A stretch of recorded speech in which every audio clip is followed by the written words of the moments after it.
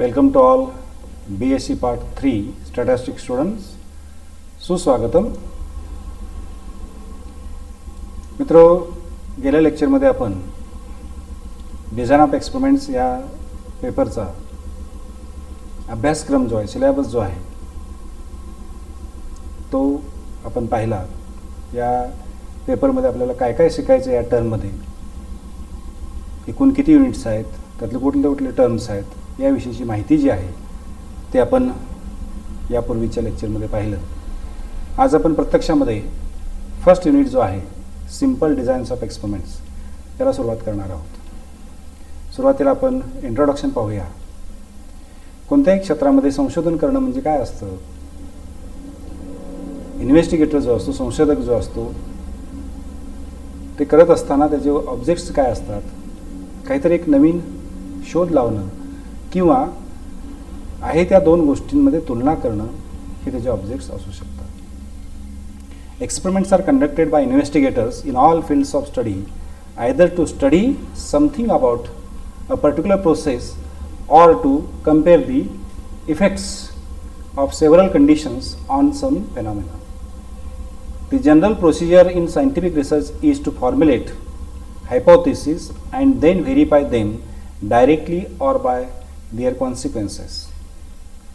General procedure काय असते, संशोधन करत असताना किंवा अभ्यास करत असताना सुरुवातीला काहीतरी आपण गृहीत धरावं लागतं आणि जे काही गृहीत धरलेलं आहे ते आपण व्हेरीफाय करायचं असतं. For this verification the collection of observations is necessary. अशा पद्धतीने व्हेरीफाय, आपण जे गृहीत धरले ते योग्य आहे का अयोग्य आहे, सत्य आहे का असत्य आहे हे पाहण्यासाठी, त्याच्यासाठी अगोदर आपल्याला काय करायला पाहिजे, डाटाचं कलेक्शन करायला पाहिजे. ते आवश्यक बाब आहे. The design of experiments is essentially the pattern of the observation to be collected. Design of experiment म्हणजे दुसरं तिसरं काही नसून की अशा पद्धतीने काही डाटाचं कलेक्शन तुम्हाला करायचं आहे, त्याचं एक पॅटर्न ठरवणं म्हणजेच designs of experiment. For valid inference one must go by scientific approach which includes.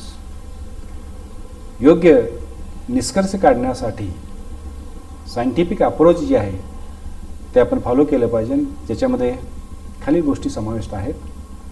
सुरुवातीला आपण एक्सपेरिमेंट जो काय करणार आहात, प्रयोग जो करणार आहात, त्याचं प्लॅनिंग आपण केलं पाहिजे. Planning of the experiments, obtaining relevant information from it regarding the statistical hypothesis under study, and planning केल्यानंतर तुम्हाला रिलेव्हंट इन्फॉर्मेशन, ज्याचा कशाचा तुम्हाला अभ्यास करायचा आहे त्या अभ्यासक्रमाशी निगडीत रिलेव्हंट इन्फॉर्मेशन जे आहे ते आपल्याला, आपण जे स्टॅटिस्टिकल हायपोथेसिस गृहीत धरले त्याच्या अंडर आपल्याला ते कलेक्ट करावं लागतं. And make the statistical analysis of the data. आणि मग पुढची स्टेप काय, डाटा गोळा केल्यानंतर त्या डाटाचं आपण ॲनालिसिस किंवा पृथक्करण ज्याला म्हणतात ते आपल्याला करायचं. त्यानंतर डिझाइन ऑफ एक्सपेरिमेंट्स याच्या व्याख्या आपण पाहणार आहोत. Definition of design of experiment.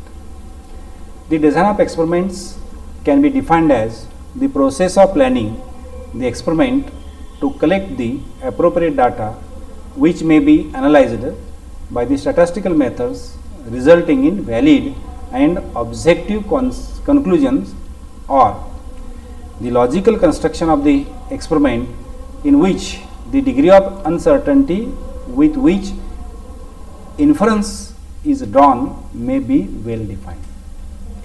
Design of experiment म्हणजे काय, एखादी गोष्ट आपल्याला जी शिकायची आहे त्याचं प्लॅनिंग करणं आणि तो अभ्यास करण्यासाठी ॲप्रोप्रिएट माहितीचं संकलन करणं आणि मग त्या संकलन केलेल्या माहितीचं ॲनालिसिस करणं आणि मग जे काही उद्दिष्ट आहे त्या उद्दिष्टपूर्तीसाठी रिझल्ट जो आहे तो व्हॅलिड रिझल्ट जो आहे तो आपण त्या ठिकाणी ड्रॉ करणं हे म्हणजे डिझाइन ऑफ एक्सपेरिमेंट.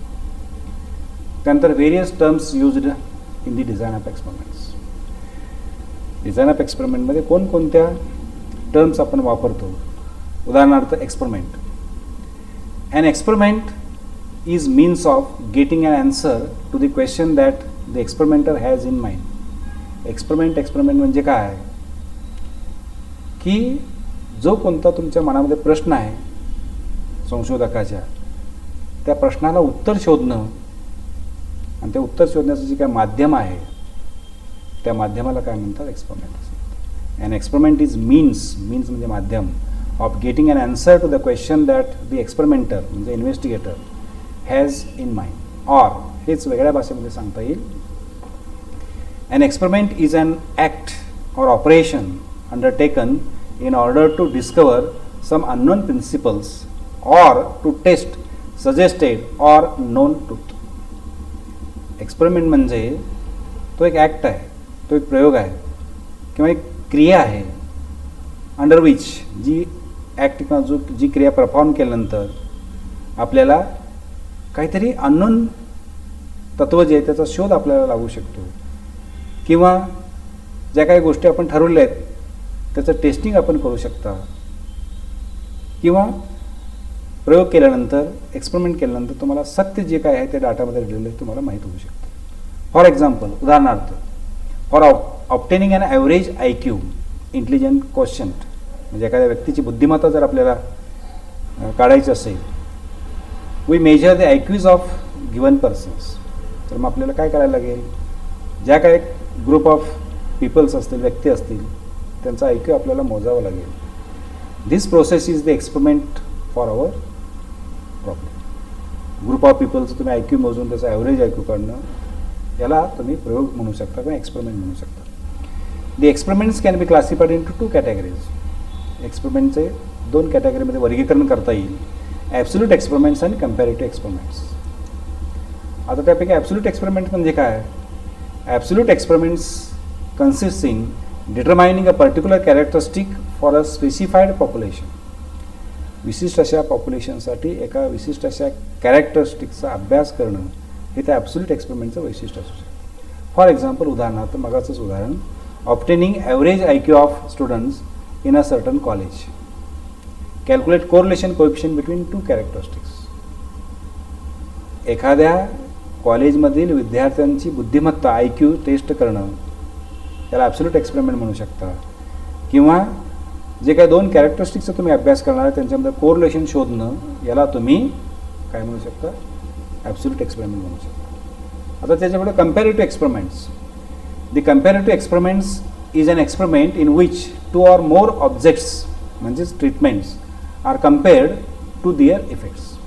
कंपॅरेटिव्ह एक्सपेरिमेंटमध्ये काय केलं जातं, 2 किंवा 2पेक्षा जास्त जे काही ट्रीटमेंट्स आहेत किंवा त्याला आपण ऑब्जेक्ट्स म्हणू शकतो त्याचं कंपॅरिझन केलं जातं. For example, in field experiments comparison of different fertilizers. शेतीच्या क्षेत्रामध्ये आपण 2 वेगवेगळ्या खतांची, युरिया असेल, सुफला असेल, यांची तुलना जी आहे ती आपण कंपॅरेटिव्ह एक्सपेरिमेंटमध्ये करू शकतो. In medical experiments comparison of different medicines are the comparative experiment. औषध क्षेत्रामध्ये 2 वेगवेगळे औषध आहेत, तापावरतीच 2 वेगवेगळ्या गोळ्या आहेत, त्यांचा अभ्यास, तुलनात्मक अभ्यास करणं याला आपण कंपॅरेटिव्ह एक्सपेरिमेंट असं म्हणू शकतो. त्यानंतर ट्रीटमेंट म्हणजे काय? The various objects of comparison in a comparative experiment are termed as treatments.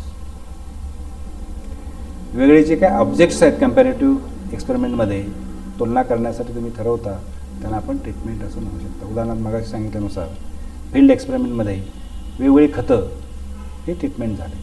औषध क्षेत्रामध्ये वेगवेगळे औषधं, टॅबलेट्स, त्याला आपण काय म्हणू शकतो, ट्रीटमेंट्स असू शकतो. For example, in medical experiments in different diets म्हणजे वेगवेगळे खाद्यपदार्थ, मेडिसिन्स, औषधं under comparison are the treatments. In field experiments in different fertilizers वेगवेगळी खतं, व्हरायटीज ऑफ क्रॉप्स पिकांचे वेगवेगळ्या प्रजाती, different methods of cultivation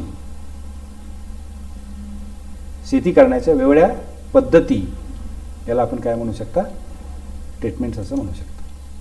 experimental unit ज्याच्या कशावरती तुम्ही प्रयोग करता त्याला काय म्हणता येईल, एक्सपेरिमेंटल युनिट असं म्हणता येईल. The smallest division of the experimental material to which the treatment is applied and on which the observation is recorded is termed as experimental unit. आता 5 एकर शेती आहे, त्याच्यामध्ये तुम्ही गव्हाचं शेती करणार आहात आणि गव्हाच्या शेतीचा अभ्यास करणार आहात. मग ते अभ्यास करता असताना तुम्ही गहू काय सर्व शेतातमध्ये असं पसरून पीक पेरत नाही. अगोदर काय करता, वाफे करता किंवा सऱ्या सोडून, वाकोरे करून किंवा त्या सऱ्यांमध्ये सरळ असं सऱ्या असून त्याच्यामध्ये तुम्ही गहू घालून मग तुम्ही अभ्यास त्याच्यात करायला ठरला. विशिष्ट असे ते वाफे असतील किंवा त्या सऱ्या असतील किंवा वाकोरे असतील, हे अभ्यासणं that is the experimental unit. For example, in medical experiment a patient is an experimental unit. Medical एक्सपेरिमेंटमध्ये पेशंट हा तुमचा काय असू शकतो, एक्सपेरिमेंट युनिट असतो. In field experiments a plot which a treatment is applied is an experimental unit. Field एक्सपेरिमेंटमध्ये एखादा जो प्लॉट आहे त्या प्लॉटला तुम्ही एक्सपेरिमेंटल युनिट म्हणू शकता. Block.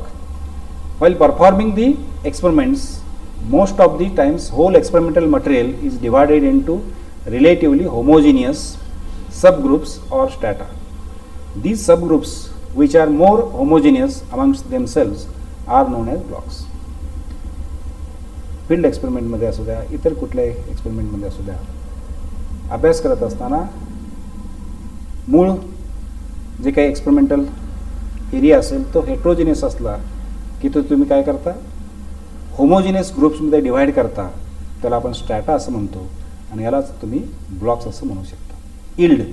The measurement of the variable under study on the experimental unit is non as yield. Experimental युनिटमध्ये घेतलेले मेजरमेंट जे काही तुम्ही मांडता त्याला तुम्ही इल्ड असं म्हणू शकता. त्यानंतर experimental error. A fundamental phenomenon in the replicated experiments is a variation in the measurements made on the different experimental units. जे काय तुम्ही ऑब्झर्वेशन घेता वेगवेगळ्या एक्सपेरिमेंटल युनिट्सवरती त्याच्यामध्ये तफावत असू शकते, व्हेरिएशन असू शकते. Even when they get the same treatment. जर सेम औषध जरी वेगवेगळ्या लोकांना जरी दिलेलं असलं तर देखील त्या रिडिंगमध्ये त्यांना आलेल्या अनुभवामध्ये फरक असू शकतो.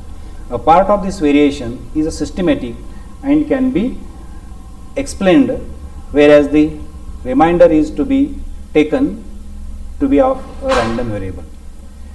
The unexplained random path of the variation is termed as experimental error.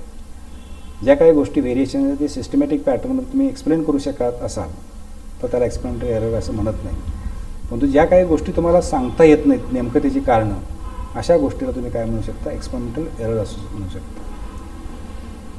All types of extraneous variations due to, हे जे एक्सपेरिमेंटल एरर जे आहे ते कशामुळे येऊ शकतात.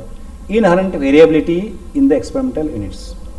एक्सपेरिमेंटल युनिट्समध्येच व्हेरिएशन असलं, व्यक्तींमध्येच फरक असला, त्यांच्या आहारामध्ये, त्यांच्या जडणघडणीमध्ये, तर त्यांना देणाऱ्या औषधं जरी सारखी असली तर त्याच्या रिडिंगमध्ये फरक पडू शकतो. Errors associated with the measurements made and lack of representativeness of the sample to the population under study.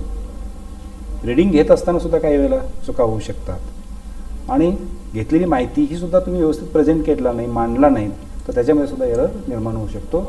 Thank you.